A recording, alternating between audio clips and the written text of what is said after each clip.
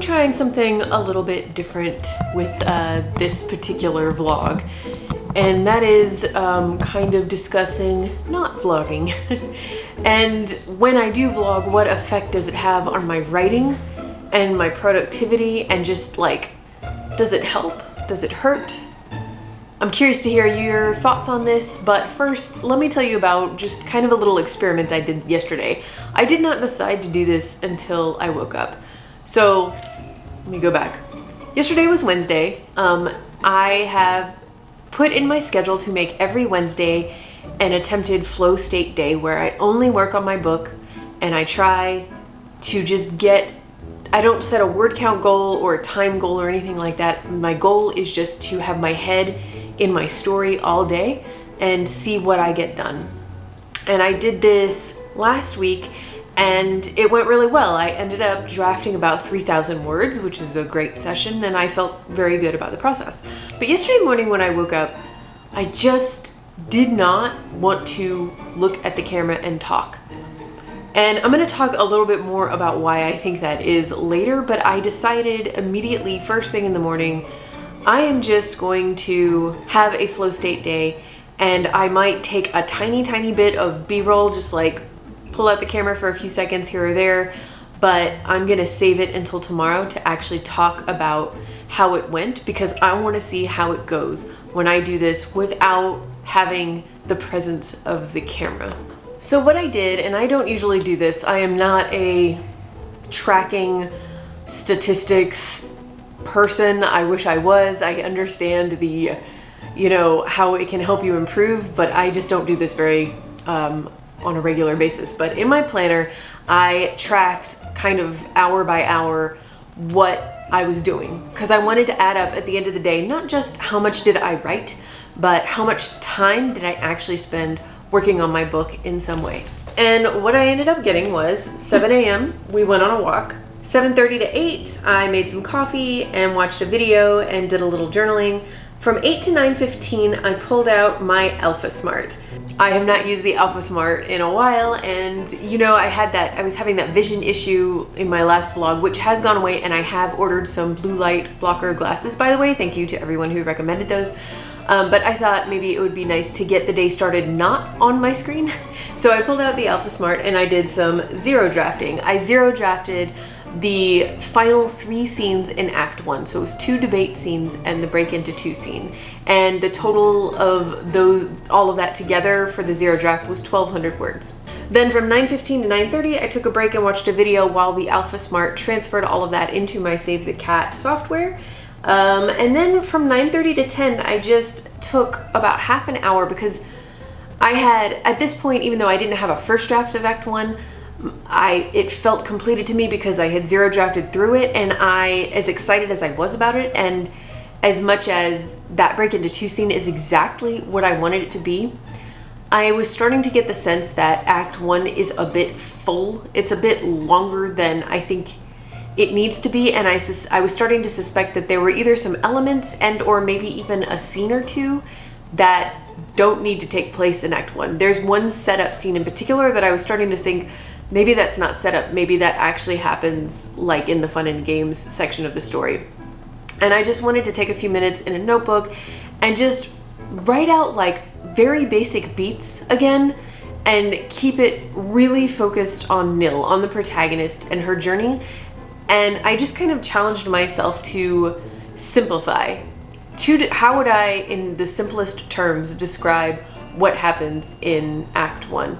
And honestly, it was a lot harder than I think it should have been, which tells me that Act 1 is cluttered and I have some work to do there, but more on that in a little bit. So then from 10 to 11, Rosa and I took a nice long walk and I listened to a new audiobook. By the way, I'm listening to The Plot by Jean Hanff Korelitz, and I am completely hooked. I just wanted to walk around all day yesterday so I could listen to this. If you guys have read this book, please let me know. I am so entertained. Still not done. I've got like about a quarter of the book left and I'm just really into it. But anyway, I came back from that walk, and from 11 to 12:15, I did a little bit of the first draft of the first debate scene. I think I got about 800 words. Took a lunch break from 12:15 to 1:15, and then I drafted from 1:15 to 3, took a walk from 3 to 3:30 with Rosa. 3:30 to 4:30 I drafted, and that was when I finished Act 1. So I tallied all that up and it came out to 345 minutes, or 5 hours and 45 minutes of actual writing, be it first drafting, zero drafting, brainstorming in my notebook, anything. That was almost 6 hours of focused work, which I think is pretty great. And the word count total was, I got 1,200 words in my zero draft and just under 4,000 words in my first draft. And yes, I am at the end of Act 1 for Nil versus the Pocket Universe, and I am very, very excited about that because, like I said, despite the fact that I can see that there are some problems I'm gonna have to address, I love where it landed, and I'm so excited about the fun and games to come. Like, now this really is a whole new world.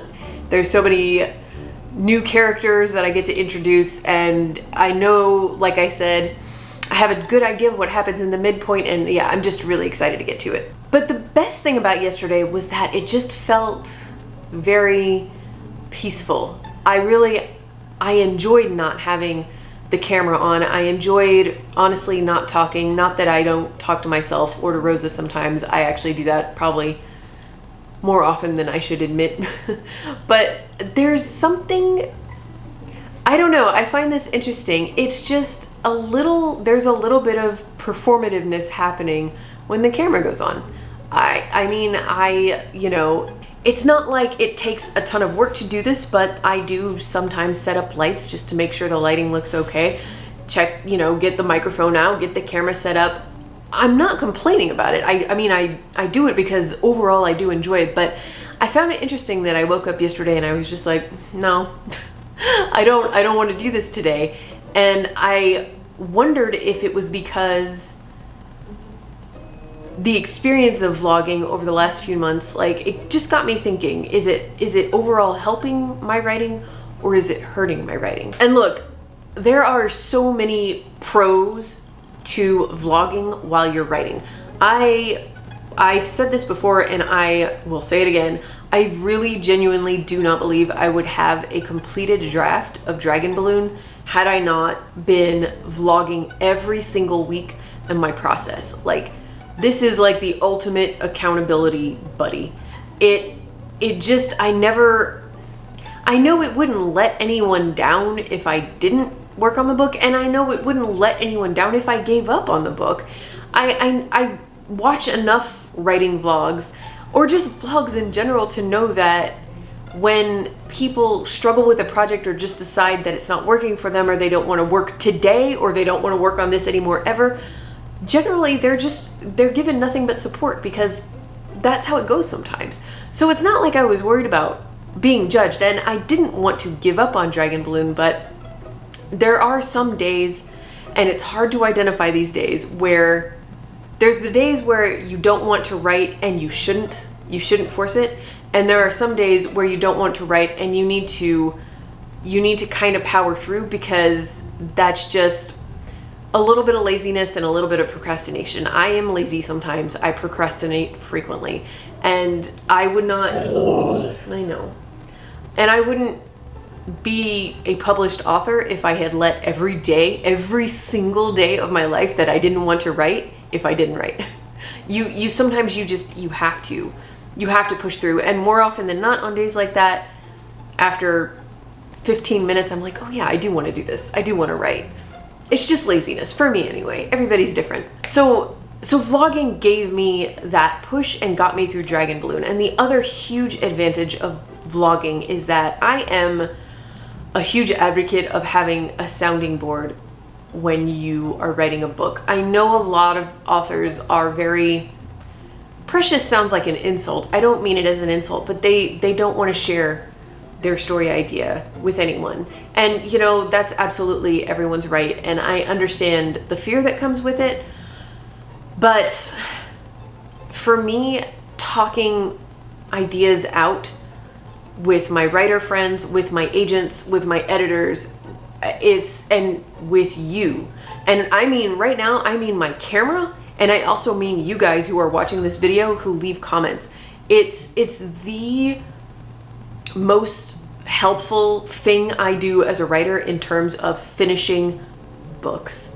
It's the most important thing, because half the time when let's say I'm in the middle of a writing vlog and I hit a roadblock in a scene and I'm like, what is happening here? Well, let me vlog about this because this is part of the struggle. And I turn the camera on and I start talking about what I'm struggling with. Half the time I kind of like figure out, oh, I know what it is, just because the act of saying it out loud helps me. And then if I don't figure out what the issue is and I just still feel stuck and I upload the vlog and that's what the vlog is about, you guys comment and you say, oh, I've been through that too. Here's what I did, or I hate when that happens, or maybe you should try this, or it sounds like this. And I get all of these different perspectives on what I'm dealing with, and it always helps every time without fail. So I think that in and of itself makes writing vlogs worth it. Maybe some days it does slow down my productivity, as in I don't write quite as many words, but word count is just one small part of productivity as a writer. And I think the other benefits I get from vlogging are like far outweigh that. But what happened yesterday? So I started thinking about it and I was like, okay, I will say this up front. I miss writing dates with friends. I miss going to a cafe and meeting a writer friend and having a coffee and breakfast together and then pulling out our laptops and writing together. I miss my writing retreat that I did not get to go on last fall, that I have been to every fall since I don't know when, 2014, I think. And there is often an energy that comes with being in a room with other writers, and you're just kind of like, yeah, there's an energy. You feed off each other. You write more, you get bigger, better ideas. You have people to talk out your problems with your story with, and it's a wonderful thing. And I miss it. But some days I want to be a hermit, and I can't be a hermit fully when the camera's on. That's what I meant by, I shouldn't say performativeness, because that makes it sound like I feel like I have to put on a fake persona for the camera, which I don't think I do. I hope I don't do. And it's not that. It's like, imagine if you get your dream writing day. You are going to be home alone in your pajamas all day to do nothing but write in peace. And you are like so excited about this day. And then you get a knock at the door, and a friend who you love, okay? A friend who is a writer who you love shows up and they're like, surprise, let's write together. And like, you're like, yeah, come in. That's great. What a surprise. But you really just wanted to be a hermit. I mean, I'm sure maybe not everybody feels like this, but let's face it, most of us writers are introverts, and we all just need days like that. And that was how I felt yesterday morning when I thought about turning on the camera. I was just like, I don't want to have a surprise guest today. Other days I would love to have a friend knock at my door. And most days I would. I mean, we don't need to go into the whole quarantine thing, but like, it's been a minute since I've had a writing date, okay? But yesterday I didn't want to share. I wanted to keep it all in my head. It was just one of those days. And I think that if I had forced myself to pull out the camera and talk through everything, I don't think it would have been a very good vlog, because I would have been, kind of forcing it a little bit. And I don't think it would have been nearly as productive a writing day, because I don't think I would have had my head in it as much as I ended up doing when I just allowed myself to have a quiet day all to myself. Anyway, I guess what I'm saying is, I think a writing day with vlogging and a writing day without vlogging both can be super productive, at least for me. But I'm just learning, I guess, that I really have to pay attention first thing in the morning. What mood am I in? Am I in the mood to have a writing date with a friend? Or am I in hermit mode? Is that what I need to be productive today? And just go with that gut feeling. If you vlog about writing or like anything, I would love to hear how it affects that part of your life. I mean, maybe you vlog, I'm curious, for example, like people who vlog about, you know, cooking or things like that. People who do lifestyle vlogs, like when you're literally just sharing your life. I don't know how people do that. I don't mean that in a judgy way. I just mean like, does it burn you out on your life? I enjoy watching some of them, but I know I could never do that myself. I like that just, no. But also, if you don't vlog and you're a writer, what do you think about this? Like, does what I'm saying about like writing with a friend versus writing alone make sense to you?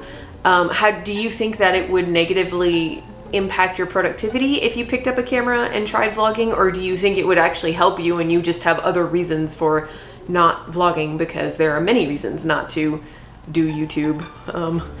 And yeah, we don't need to get into those, but it's a personal choice. Anyway, so that is all I have for this vlog, but I will tell you this. Like I said, I have a completed first draft of Act 1 of Nil, and there are issues, and I can feel myself already wanting to go back and rewrite it from the beginning, because there are things I need to fix, like pretty big changes. And I've gotten this question a lot on my videos before in the comments, and I've